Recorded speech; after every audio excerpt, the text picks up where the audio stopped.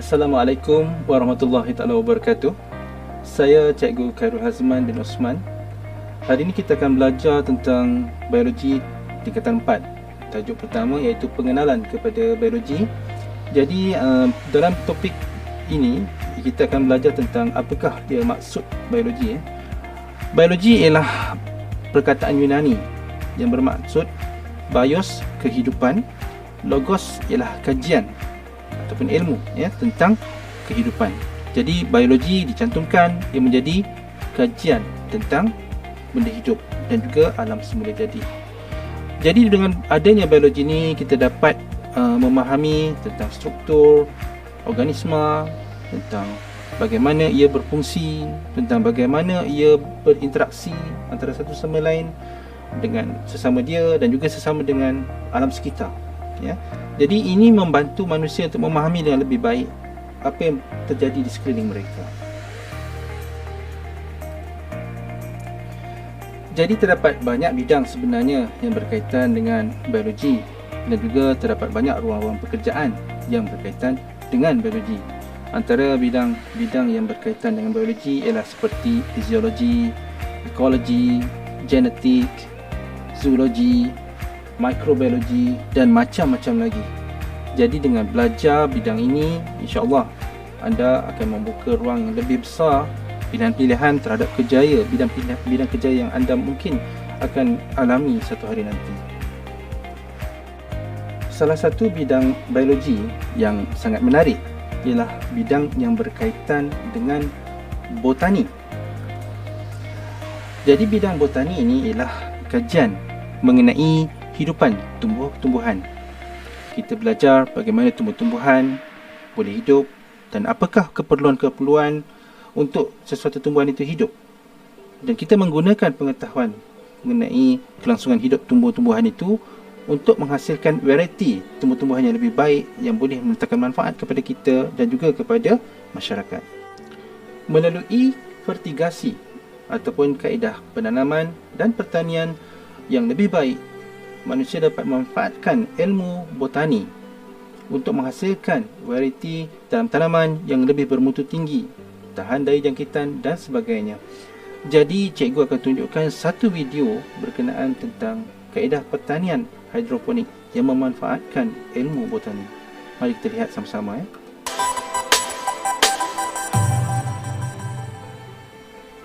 Harga barangan dan makanan tidak menentu menyebabkan kaedah tanam sayur-sayuran secara hidroponik menjadi pilihan sesetengah individu dalam menangani perkara berkenaan. Dengan bermula sekadar hobi menanam sayur, seorang suri rumah Nurul Huda Abdul Rahim 31 tahun berjaya menukar minat kepada pendapatan. Berbekalkan modal hampir RM40,000 untuk membeli peralatan hidroponik, Nurul Huda kini giat mengusahakan ladang sayur hidroponik pada skala lebih besar. Saya join kursus hidroponik. Bila saya dah join kursus hidroponik tu, saya berminat untuk tanam pokok yang boleh makan sahaja. Jadi saya start dengan mint, stevia, yang herbs lah. Untuk yang kalau kita beli kat supermarket, kita beli dalam kuantiti banyak tapi kita pakai sikit, lepas kita kena buang. Jadi saya tanam tu. Bila saya dah mula tanam tu, ramai orang yang order untuk letak kat dapur. Jadi saya jual sikit-sikit. Lama kelamaan saya rasa benda ni dapat membantu orang lain dalam dia menjimatkan barang dapur dia. Jadi dia tak buang apa yang dia beli yang lebih tu. Lepas tu dia dapat juga makan sihat sebab dia tanam sendiri. Baiklah. Jadi kita dapat lihat di situ bagaimana ilmu botani dimanfaatkan untuk menghasilkan punca rezeki. Baik, satu lagi kajian yang penting dalam biologi ni ialah tentang fiziologi. Fiziologi biasanya terbahagi kepada dua, iaitu fiziologi haiwan dan juga fiziologi tumbuhan. Fiziologi itu sendiri ialah kajian tentang mekanisme ataupun bagaimana sesuatu organisma itu boleh berfungsi. Kalau kamu lihat dalam gambar di atas skrin tu, kita ada banyak organ yang berkaitan seperti jantung, salur darah, ginjal, ada gambar sistem rangka, tulang.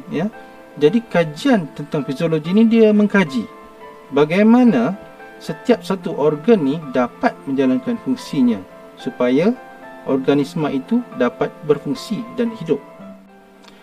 Tadi cikgu ada sebut tentang kajian bagaimana mekanisme sesuatu organ dalaman berfungsi.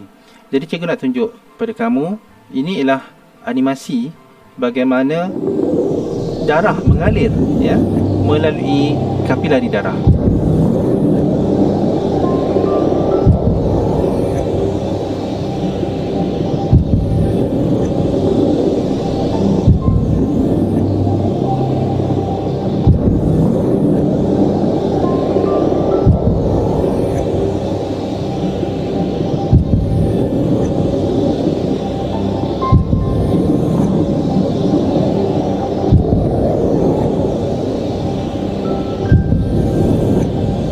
Jadi menarik bukan? Melalui fiziologi, banyak perkara-perkara yang berkaitan dalaman sesuatu haiwan ataupun tumbuhan dapat kita fahami dengan lebih jelas. Salah satu bidang biologi yang juga penting ialah genetik. Genetik ialah kajian mengenai pewarisan dan juga variasi genetik. Bagaimana kamu mempunyai mata seperti ayah kamu? Bagaimana kamu mempunyai hidung seperti ibu kamu? Jadi semua ciri-ciri itu diwariskan melalui genetik. Manusia kini telah mencapai kemajuan yang sangat tinggi dalam genetik. Sehingga pada satu tahap, manusia boleh memasukkan ciri-ciri genetik haiwan tertentu ke dalam haiwan yang lain. Begitu juga ciri-ciri tumbuhan tertentu ke dalam tumbuhan yang lain. Ciri-ciri ini dimasukkan mungkin kerana manusia mahukan variety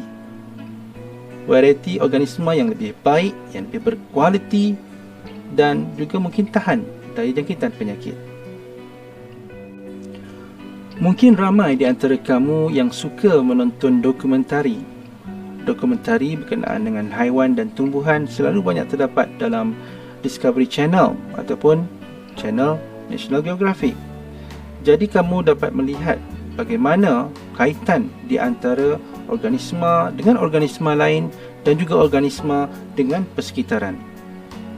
Bidang ini juga adalah bidang dalam biologi. Ia dinamakan ekologi. Sudah pasti ramai di antara kamu yang mengetahui tentang virus COVID-19.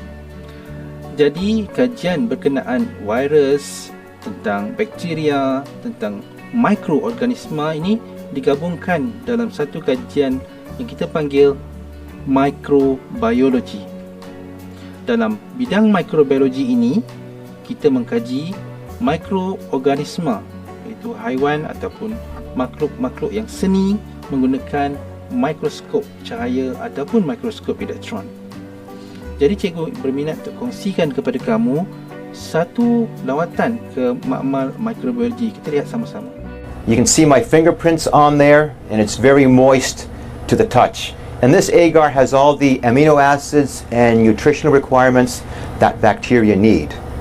So normally when we get a swab that you send down from the floors, we would take that swab, inoculate the agar, rolling the swab to get all the bacteria off it, and then we would take a wire, sterilize it, and we would spread all that inoculum over the whole plate. Apa yang kamu lihat ialah kaedah bagaimana dia membiakkan kultur bakteria di atas plat agar ataupun agar. Melalui kaedah terkini juga dalam bidang biologi, teknik percetakan bio 3 dimensi telah banyak dapat membantu pesakit-pesakit melalui cetakan dan pembentukan tisu tiruan, malah organ tiruan dan ini membantu dalam bidang kejuruteraan perubatan moden.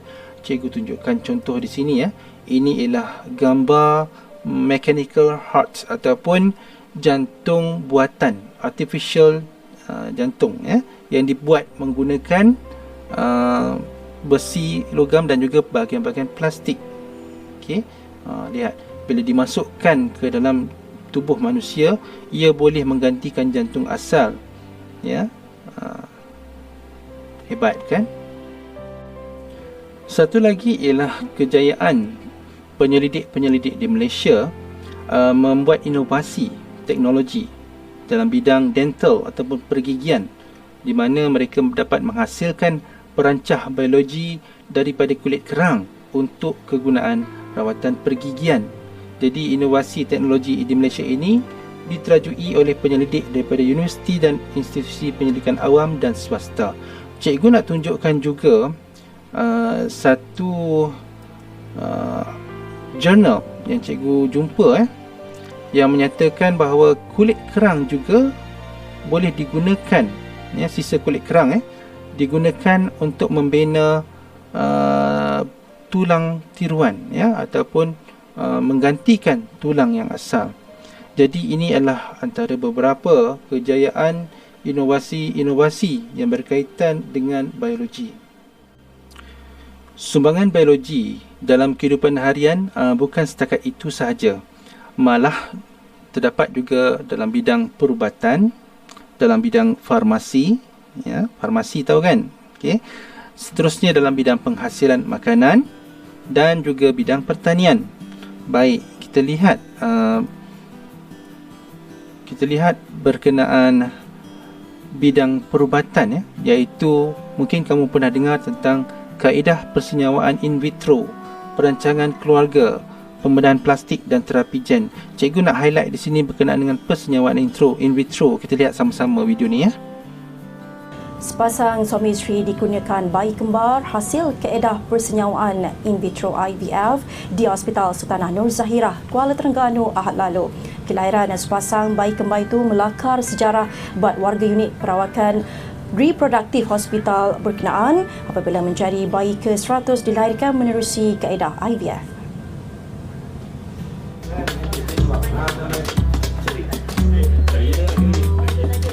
Bayi kembar Nur Fidiamil Rozali 35 tahun lahir pada jam 11.28 pagi. Nur Fidiamil yang bekerja sebagai pembantu takbir berkata, dia dan suami Zairi Anwar Zakaria 36 tahun sudah merancang untuk mendapatkan cahaya mata sebaik melangsungkan perkahwinan pada 2011. Setelah 8 tahun usia perkahwinan, pasangan tersebut mencuba pelbagai kaedah termasuk cara tradisional selain merujuk kepada klinik swasta. Biarpun jadi di situ kamu dapat lihat antara beberapa sumbangan dalam bidang perubatan. Biologi juga memainkan peranan penting dalam memberi sumbangan kepada bidang farmasi. Dalam bidang farmasi kita dapat lihat pembuatan vitamin sintetik, vaksin, hormon, insulin dan juga enzim sintetik. Cikgu nak highlight di sini berkenaan tentang vaksin. Mari kita lihat sama-sama .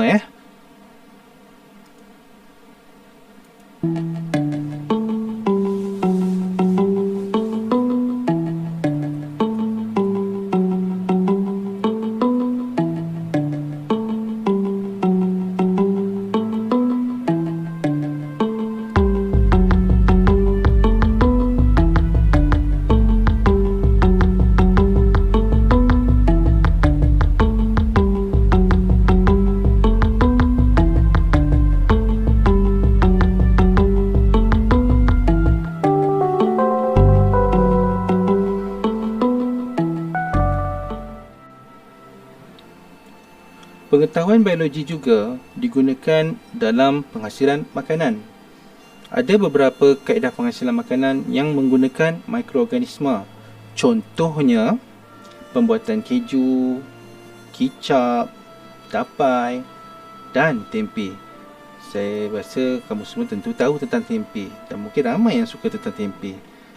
Boleh lihat video-video tentang tempe di YouTube .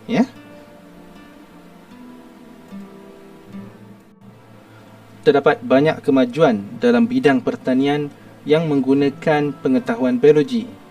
Contohnya penggunaan hidroponik seperti yang mana kamu dah lihat tadi dan juga aeroponik. Dan satu lagi ialah berkenaan dengan tanaman dan haiwan transgenik. Ini mungkin kamu tak pernah dengar. Apa dia transgenik? Mari kita cek dalam Wikipedia. Dalam Wikipedia menyatakan, ya, tanaman transgenik ialah tanaman yang telah dimasukkan atau memiliki gen asing dari spesies tanaman yang berbeza atau dari makhluk hidup yang lain. Maknanya, organisma, tanaman atau haiwan tersebut telah dimasukkan dengan gen-gen asing daripada tanaman ataupun haiwan yang lain. Jadi penggabungan gen asing ini bertujuan untuk mendapatkan tanaman dengan sifat-sifat yang diinginkan oleh manusia tu. Sama ada nak tahan suhu tinggi ke, nak tahan suhu rendah ke, tahan kemarau ke, ketahanan terhadap organisma yang mengganggu mereka, ya, ataupun dia nak hasilkan kuantiti yang lebih banyak, ya, kuantiti yang lebih bermutu tinggi berbanding dengan tumbuhan-tumbuhan lain ataupun haiwan-haiwan lain.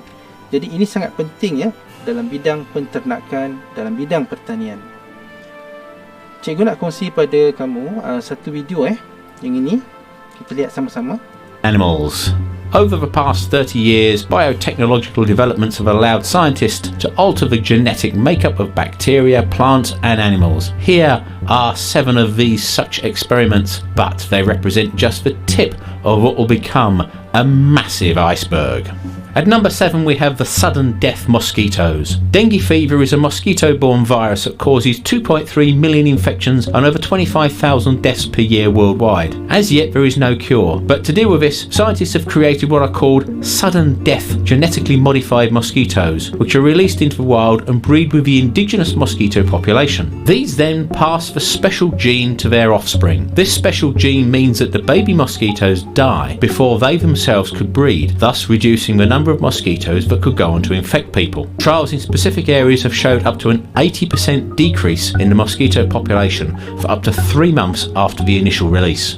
Number 6. Glow-in-the-dark cats. The glow-in-the-dark cat was developed as a way to fight the feline immunodeficiency virus, or FIV, which is related to the human version of HIV and typically affects feral cats. In 2011, American and Japanese scientists inserted genes into cats to help them resist FIV. In order to mark the cells more easily, they also inserted a green fluorescent protein into both genes transferred to the feline eggs. This protein, which is naturally produced in jellyfish, is commonly used in this area of research to monitor the activity of the altered genes. This let the scientists examine how the resistant gene developed within the cats by examination under a microscope. The modified cats are always normal during the daytime, but sometimes they glow at night. Number 5. The web-spinning spider goats. When it comes to natural goods, flexible and strong spider silk is incredibly valuable. Spider silk is, pound for pound, 5 times stronger than steel and far more elastic than rubber. Normally, getting enough spider silk for these applications requires a large number of spiders. However, spiders tend to be territorial, so when the researchers set up spider farms, the spiders killed each other. So they inserted the silk-making genes into the mammary gland cells of goats. The cells then make the... Baiklah, cikgu tak tunjukkan semuanya. Sekiranya kamu berminat untuk melihat lebih lanjut video ini, boleh cari video bertajuk Top 7 Genetically Modified Animals. Memang sangat menarik video ni. Baiklah, kamu telah melihat banyak kegunaan biologi dalam bidang-bidang yang telah cikgu tunjukkan pada hari ini. Kini cikgu nak kamu cuba cari maklumat di dalam internet, ya, apakah kerjaya-kerjaya dalam bidang-bidang biologi yang cikgu telah sebutkan tadi. Boleh tak kamu agak-agak kerjaya apa yang sesuai untuk bidang-bidang tersebut, seperti zoologi, biologi, mikrobiologi dan lain-lain lagi, ya. Selamat mencuba.